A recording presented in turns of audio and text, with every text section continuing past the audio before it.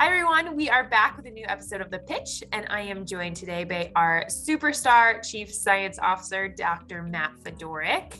In this episode, we're following up on all the recent news that you've probably seen about our 21st Annual Symposium on Anti-Doping Science. Matt is going to give us an inside look at the purpose of the symposium and some key takeaways from this year's edition.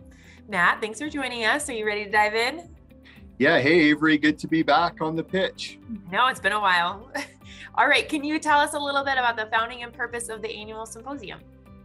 Yeah, sure. So we have a long history of hosting an annual science symposium. It actually started back in 2002, and the first one was held in Atlanta. And we're really trying to pull together the world's experts when it comes to anti-doping, the USADA accredited lab directors, the anti-doping practitioners, whether that be other scientists or medical professionals from various anti-doping organizations, and then, most importantly, bring in outside experts. And with these three groups, really have 2.5 full days of sessions where we dive in to a specific scientific topic of fairly narrow focus, and then have presentations and discussions which really aim to come up with unique solutions and figure out where there's gaps that need to be filled, whether that be in policy and practice or scientific research.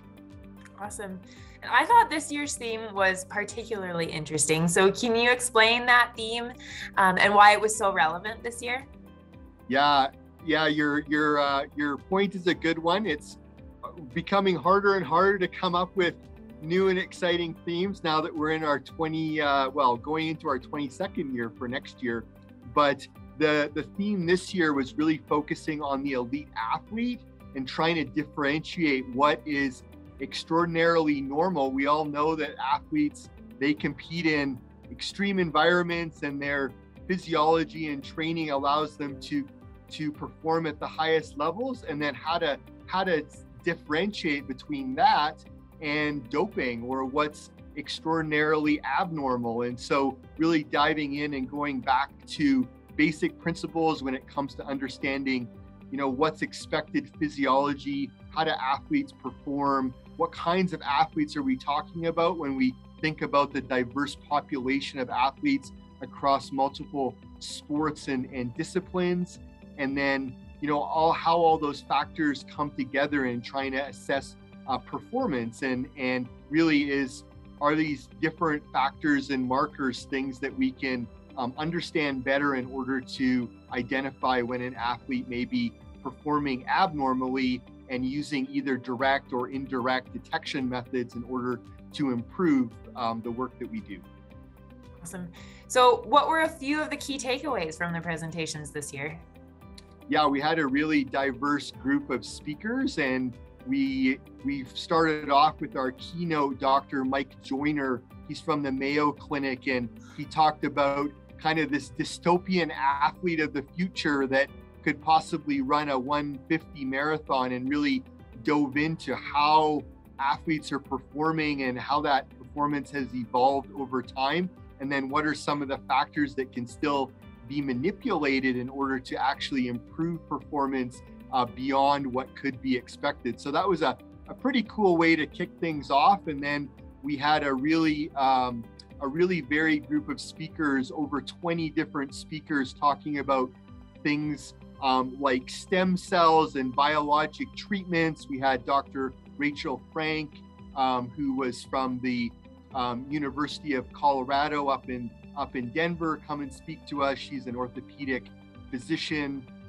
We had other speakers from the USADA accredited labs, like Dr. Mario Thieves, talk about things like what can be expected when athletes are exposed to different prohibited substances in the environment, and how to differentiate that from true doping. And we had other speakers talk about things like performance, Dr. James Hopker, and some of the really cool modeling that's going on to try to understand how to predict performance and what can be expected, and when performances may be excess performances that we could use in order to feed into our current risk assessment models. So It was an awesome conference, lots of great discussion, and lots of outcomes that we're looking to assess and trying to determine where do we focus some further development efforts and investments into improving the detection and deterrence methodologies we currently employ. Cool. Well, I can't wait to hear more about that. But I think that's a wrap for today, at least. So thank you so much for your time, Nat, and we will be back for another episode of The Pitch soon. Thanks, Avery. See you later. Bye.